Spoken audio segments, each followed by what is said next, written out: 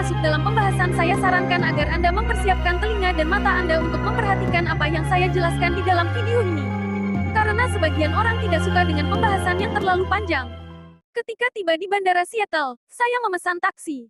Ketika saya baru saja keluar dari bandara, sebuah taksi berhenti di depan saya. Oh, cepat sekali, begitu pikiran saya. Bergegas saya memasuki taksi dan kami melaju dalam kecepatan tinggi. Kemudian saya memandang tangan dan dahi si pengemudi satu kali, dan mengencangkan sabuk pengaman serta meraih sesuatu untuk dipegang. Saya mengetahui bahwa kami akan memecahkan rekor.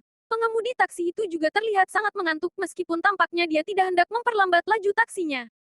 Setibanya di tempat parkir hotel, saya pun merasa lega. Kemudian saya meninggalkan supir taksi dengan ucapan selamat tinggal berupa saran agar menyetir lebih lambat.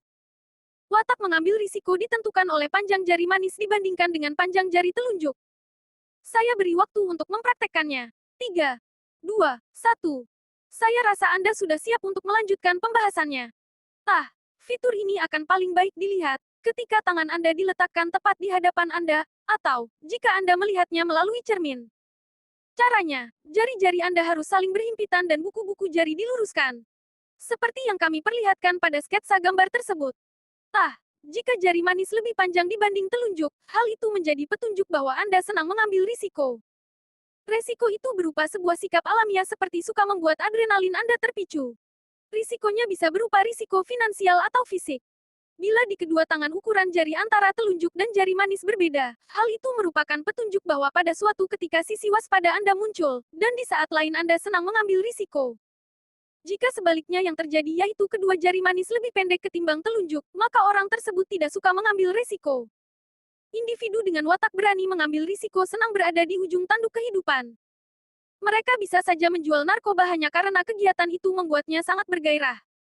Seorang pria yang saya wawancarai, sebut saja Jack, berkata bahwa dia ketagihan berbelanja. Namun begitu dia membeli sesuatu, apakah itu pakaian mahal, mobil, atau apapun yang mewah, dia menjadi sedih sebab gairahnya sudah hilang. Dia bersemangat ketika berbelanja besar-besaran, namun semangat itu hanya berlangsung sesaat, kemudian dia merasa kosong. Sensasi untuk mengambil risiko semacam itu membuatnya merasa datar, dan hidup kehilangan daya tariknya. Sebagai seorang pemain sepak bola, dia senang mengambil risiko fisik, dan itulah makna olahraga itu baginya.